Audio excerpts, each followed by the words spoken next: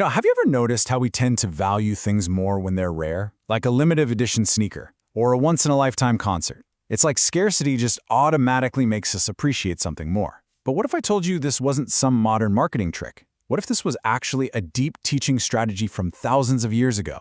Let's get into it, because it's all about why making something less available can actually make it way more valuable. So it all starts with this puzzle that honestly seems to completely defy logic. I mean, if you had world-changing wisdom and incredible compassion, wouldn't you want to be available to everyone all the time? You'd want to be as accessible as possible, right? So why on earth would you intentionally make yourself hard to find? It just feels like a total contradiction. And this isn't just us guessing, This is a direct quote from the Buddha himself, right from the Lotus Sūtra.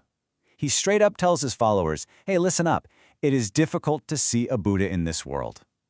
Now, doesn't that sound a little exclusive? Almost like he's trying to discourage people? It's one of those statements that just immediately makes you stop and ask, why? And that, of course, leads us to a question people have been asking for a very long time. If the Buddha's wisdom is this priceless treasure that can literally end suffering, why would he seem to be holding it back? It brings up this really natural suspicion, a question of stinginess. Yeah, was the Buddha just being stingy? The ancient texts actually tackle this question head-on. It's a fair point.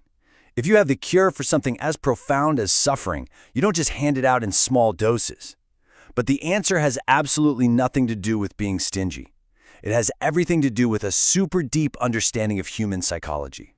You see, the Buddha's statement wasn't about being some kind of exclusive gatekeeper. Not at all. It was actually a diagnosis of human nature. This is where we get into the real genius of it, the psychology of his presence. It was a strategy, one designed to create the perfect conditions for learning based on how our minds actually work. Okay, this is where it gets really interesting. Just look at the contrast here. On one side, you've got constant presence. If we believe something or someone is always going to be there tomorrow, what happens? We get lazy. Complacency totally sets in. We become, like the text says, arrogant and lazy. We think, I'll get to it later. But look at the other side, perceived scarcity. The second we realize that an opportunity is limited, our entire mindset shifts. We start to cultivate respect, we pay way closer attention, and we finally recognize the incredible value of what's right in front of us. So here's the crucial point. The Buddha wasn't just being unavailable for the sake of it. He was using a deliberate strategy, a strategy designed to wake us up, to inspire respect by pushing back against our natural tendency to take everything for granted. It was a skillful method with a very specific name.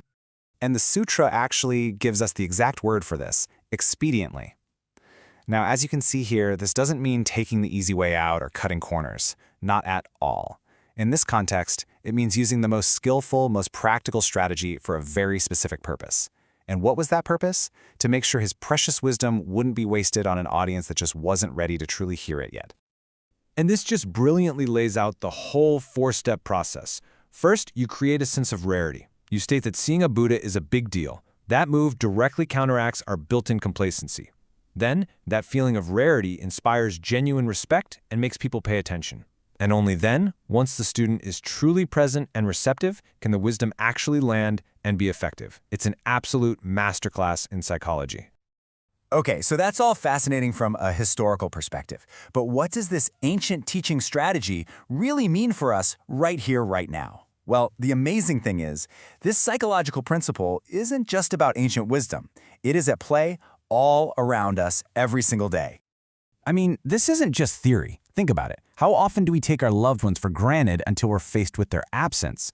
We put off learning a new skill until the deadline is looming and the opportunity is about to vanish. We scroll endlessly through our phones, treating our own time and attention like they're these infinite resources, which they're not. This teaching is such a powerful reminder that everything we value is, in a very real way, a rare and precious thing. Which really brings us to the final takeaway here. This ancient explainer, it isn't just a history lesson. It's a mirror. The Buddhist strategy reveals a fundamental truth about our own minds. So as we wrap up, I'll just leave you with this question.